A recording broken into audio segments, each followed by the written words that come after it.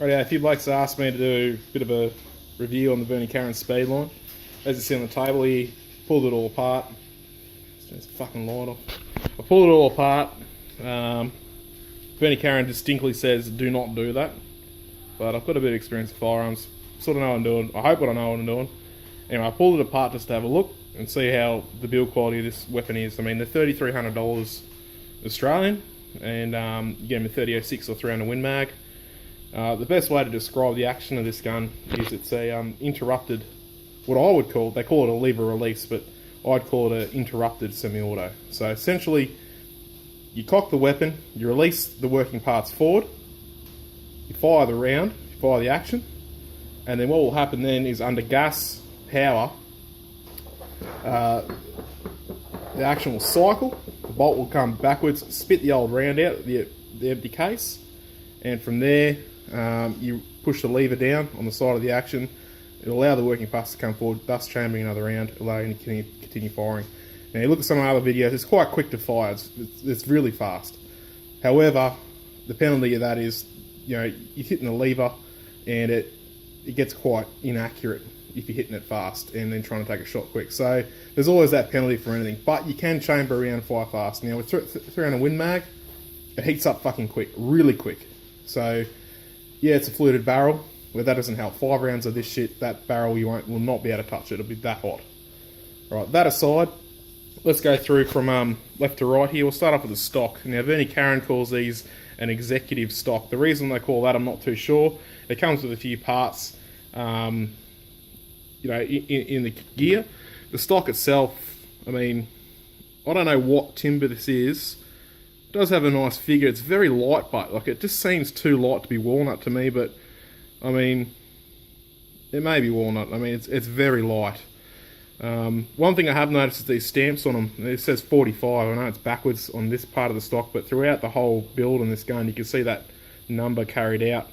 I'm guessing that's a quality assurance measure. This scallop here is intended to take the cheek rest that comes with it. Now the cheek rest has like this little spigot doobie here, and it's supposed to ratchet down onto it, but it does get a bit loose under recoil after a bit. So I'm guessing I could peel that up and then tighten it down in some way. But there's no actual screws going through there. That's just held on by this spigoted part here down to this escutcheon here. So it does get a bit loose. The recoil of this gun in 300 Win Mag, I would say, is very light for a 300 Win Mag. It's almost less than 243 levels in a bolt action gun. So if you're thinking calibers, don't be afraid to get the 300 Win Mag. I mean, the main penalty of 300 Win Mag is, yeah, it's a tiny bit more expensive than 30-06. It's probably more, in my opinion, the heat. It racks up the heat penalty, quick firing, quick rounds. Now the front part, it's very light. This is so light. It's got this checkering on it. It's like a laser etched checkering. It's quite good. Like, it's actually really nice in the hand. And it's a nice piece of timber. I mean, I didn't buy it for the timber. I bought it for the action. So I really don't care about the timber myself. You can get these spacers here. They give you a few of these extra, and basically you can adjust the length of pull. It also comes with a takedown tool and a few other bits and pieces. I'll get into that in another video.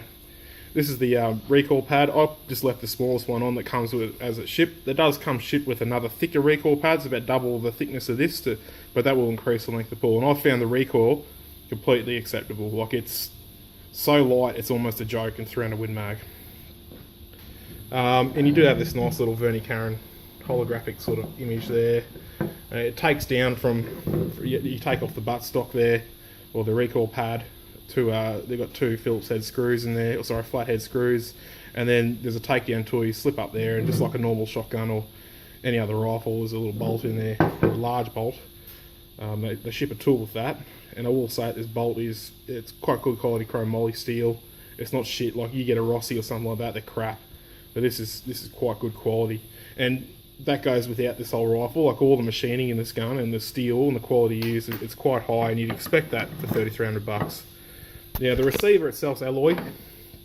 I mean, I don't really like this shitty sort of, I mean, it's not shitty, like, this is white paint sort of crap on it. Personally, I think that detracts from the gun. I mean, it's a bit wankish. They've done it, so Saint-Étienne, whatever, made in France, Speedline, Verney Carron, and then you got focus, you jerk. That's the I'm just using my phone here, guys, so just bear with me. I mean, that's the serial number there. It's alloy. I mean, it reminds me distinctly of a Remington 7600, 7615, along those lines.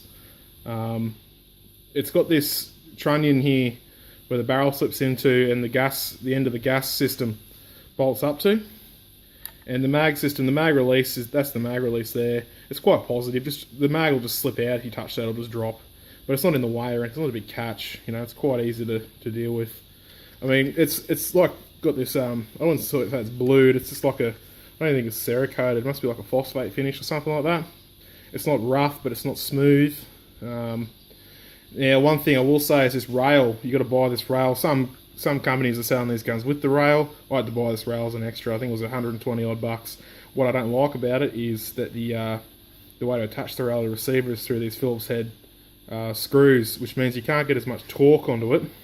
And I was just a bit scared to torque it down hard onto the receiver because I was worried I was going to strip one of these chrome moly screws in the alloy receiver. So the issue I had is after about 200 or 300 rounds, it loosened right off and my scope was wobbling around like it was riding a bloody bull. And, I mean, that's my bad. I'll torque that back up a bit harder. Become an issue when I noticed I was missing a few shots. Otherwise, it's a good quality rail. It's not, it's alloy. I mean, it's not shit, but I'm not going to say it's awesome. Okay. Another thing with the receiver as well is this, where the stock bolt joins on is loosened up a bit. So I'll have a look at that soon, and I'll see if I can figure out why that is. It doesn't seem you can remove that. I don't know if it's pressed in there. If I could tighten this up tighter that way, I'm not too sure. I'll have a look at that, but that's a little bit worrying. You think about 300 Win mags, a lot of recoil forces generated. Okay, now this is the magazine. Apparently these are the same as the Verney Carron not lever action, their pump rifle. I think they call it their I can't remember what they call it. Their LA or whatever they call it. It's the linear action, I think they call it. So it's like, it looks like this, but it's got a pump down on the stock here. And I'm guessing that they basically based this gun off that. They just changed the action out for a gas system. And now the mag's quite good. It works really well. I've never had a stoppage from it. It's got this weird plastic over-moulded part to the bottom here to smooth the lines up when it's sticking out the gun. Kind of wish they didn't do that myself. It looks kind of shit. But, it is what it is. It's steel otherwise. I'd say it's steel the whole way through. It's got a bit of a see-through part here. Not that you're going to be really counting 5 rounds out. It does take, and it fits perfectly, 5 rounds of 300 Win mag. More on that later. It feeds well. It's easy to load. You get no real dramas out of it. They are expensive. I think they're about $160 odd Australian. Now moving on to the bolt. So the bolt itself is very similar to the way a Remington 7600, 7615 works. You got your bloody 9 locking lugs, or sorry, 8 locking lugs. It's a cammed tilt action, so it mortises into the barrel and the chamber of the barrel where there's a proper chamber mortise area there, and it locks itself in. It's got these double ejection posts there, quite nice, and a decent size extractor too. So the extractor is quite large. I haven't had a single failure with this gun. I've fired over 300 rounds out of it. Some of them quite rapidly. It's got this dust cover that slides with it. I could take this cocking handle out. I'm pretty sure that part there is what cams the bolt around as it comes forward and backwards. There is a circlip that normally goes over that, and there's a heap of small parts with this gun, so if you're going to take this apart, be committed, know what you're doing. The firing pin itself is quite beefy. It's got a spring in there to help with any with a bit of buffering. The cocking handle itself, it's quite small, so just take into account that when you mount an optic, that if you've got, say, a quick release optic like I did, you'll need to have your quick releases on the left hand side of the receiver to be able to access this, as it can get in the way a bit. But it's not oversized, it's not undersized, it's just about right. It can just feel a bit small. The machining is excellent. I would say if you compare this to a Remington similar style bolt, like 7615, something like that, which I've done a bit of work to, these the machining on these and the steel is excellent. Well, there's no burrs, there's almost no defect or flaw, you can't see any tooling marks. It's got this bit of a so like, I don't know if that's just to help it ride in the receiver, or it's like a bit of a cam itself. The action on this is quite difficult to understand. I'll get into more on that later, but you know, it's a good beefy bolt, put it that way. Like, it's excellent quality. And these are the rails that push the bolt along. You'll notice there's these little mortises, and they actually interfere with this. They're actually a part of the action, so they'll lock up with the trigger mech and the lever release, which is what is holding this weapon back, or the action to the rear. So, you know, all thoughts of, you know, I know there's been a bit of talk of people trying to turn these into semi-auto. Look, it probably is possible, but personally, I don't see the bother. I mean, it's fast enough anyway.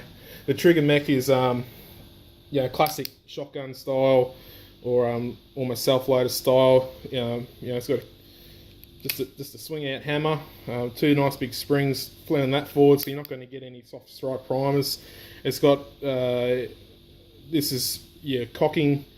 Well, when it's cocked, what this lever does here is it interrupts the action from being able to be cocked until the trigger has been, or the action's been fired. However, there is a button that comes on the side of the receiver, which I've disassembled at the moment, that if you push this across, push that button in, allows you to cock the receiver and clear a round out if it is live and you don't want to fire that round. The safety basically just works, you know, left to right, classic 870, 7600, 7615 style, and all it does is stops the trigger from coming backwards. It's very simple. However, I will say that pulling this out of the action, even though it's only one bolt that holds it in, or one drift pin that holds it in, a lot of small shit falls out of this. So if you're going to pull it apart, be ready to catch all that small shit and get your brain on later, because it's fucking hard.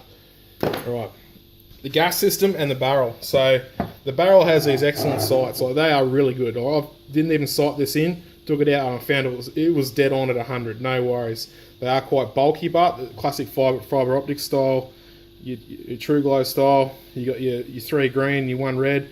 It does come with a Batu style rail that there's a little grab screw in here, you can bang him on if you want. I'm almost at the point I'll take them off, but then I'm kind of glad I left them on there, because when my scope fucked out, I could still use this rifle, and it was quite accurate. I was hitting targets out 250 metres, hitting ferals, no worries, chest shooting them every time. It is quite a large sight, but so you're going to have issues with clarity. Now, the gas system itself works off this gas block here. It seems to be a direct impingement style system. So if we look, so you got your gas block here, like any normal semi-auto. As the round passes down the barrel, a bit of gas is tapped off through here and shot out through the gas block, which then allows the action to come back under spring pressure. So it basically just injects the gas, comes back, cycles the action, and then it'll stop to the rear and just sit there. And when you release the working parts forward, it'll come forward again and pick that round up and continue firing. It's quite hard to get apart. Like, there is a thing in the manual that says, yeah, pull this apart, no worries, give it a clean. It doesn't say pull all this apart. There's a lot of drifts and little things you got to have to pull that apart to clean it properly. I've fired nearly 300 odd rounds to this gun without cleaning it, and I didn't have a single stoppage. But I would assume that somewhere around there you're going to have to pull this apart, and whether you use compressed air and a bit of brake cleaner or something, whatever you want to use to get in there, should work. But I wouldn't rely on this being a long-term gun without cleaning. It's got this nice alloy trunnion at the rear. That mortise is in with the barrel shank up here and up against the receiver. So this pins the receiver here. It's actually around that way, and this mortise is into the barrel there, and that's what the recoil forces are operating against. The barrel itself's fluted, and it's quite nice fluting. It's got an excellent muzzle brake. Like, it is boomy when you shoot this thing. It's quite boomy. Like, I shot off the back of my ute, and the ute I've been driving around bush roads all day. I didn't even think about it. I just went to sight it in, and boom, and just dust went everywhere. Like, this thing kicks up some dust if you're shooting off the ground or in a dusty environment, so just keep that in mind. The rifling's quite nice. I'm not going to be able to show it to you really. I mean, rifling's rifling. Cleaning this thing is not that hard. You just pull the action, let it sit at the rear, get it on a stand, and you go from the muzzle end. However, now I've got a part like this, I'm going to give it a good clean like this. So, and these are all the small parts here. I mean, look at that. I mean, there's circlips, there's that much shit in there. Some of it, I was pulling shit apart and it just started falling out of the rifle. So, you know, be warned. You pull this apart, you're in for a bit of a drama. I mean, that's what I got so far. I mean, you get a fair bit of crap with this gun too. I mean, they give you a good kit. Like, you get, this is your takedown tool. You get a chamber brush. You get your little extra thingos for lengthening your length of pull. You get an extra recoil pad. It's a bit thicker if you need it. I don't think you really will. That's a higher cheek piece, and they come with all the fittings and that. That's your little Batu bloody style rail that goes on the end of the barrel, or on the end of the chamber end to the rear sight. Instruction manual, mostly in French, bit of a pain in the ass. They give you a couple of sling swivels. I mean, they give you a muzzle end cap in case you want to take the muzzle brake off. Though I'd suggest there's no need to. And they give you, a proof certificate and a warranty card, and you get a nice hard case with it too. The hard case is pretty cheap, but it does the job. And it's it's nice to see a hard case and a rifle delivered in such a manner. I'll put another video up soon of like cycle of operations and that. Once I get this gun back together and give it a good clean, get it back together. I mean, for $3,300, the one thing I will say about this rifle, it is a really fun gun to shoot. Like, it's awesome. It is quite accurate. I'm not saying it's bolt action, bench rest rifle accurate. It's more than acceptable accuracy for hunting, and it's really fun to shoot. If you're shooting from a car butt, it does tend to pelt cases pretty hard, so you can get a bit worried. Like, you're going to lose a lot of cases. So I wouldn't buy high-end ammunition to shoot through this gun. Just buy cheap ammo and either reload it or just keep buying cheap ammo. I mean, 30-06 to 300 Win Mag, the cost is negligible. It's almost nothing. I mean, it's $35 for 20. Why wouldn't you get 300 Win Mag? All right, well, for now, that's all I'll put up. I'll put this video up later tonight. I'll follow this up with a reassembled video, a bit of a cycle explanation of the cycle operations, and a few of the little things I found with the gun that sort of bother me, and some of the things with the gun that I really like. I'll also put up an accuracy video, and I'll just get out there once I get the Vortex PST back on it. And I really like this scope for this gun. You don't want a big scope for this gun. That's one other thing. I'd either go aim point or something like this, a smaller objective lens, like your 32mm lens, thereabouts, over a 40mm or anything bigger than that, because anything bigger would really, like, the weight of this rifle is really nice. It is long, but it's a really nice weight, this gun, and if you have anything too heavy up top, it's really going to unbalance this gun. Alright, enough of that. I'll be back with you fellas in the meantime. Thanks for watching.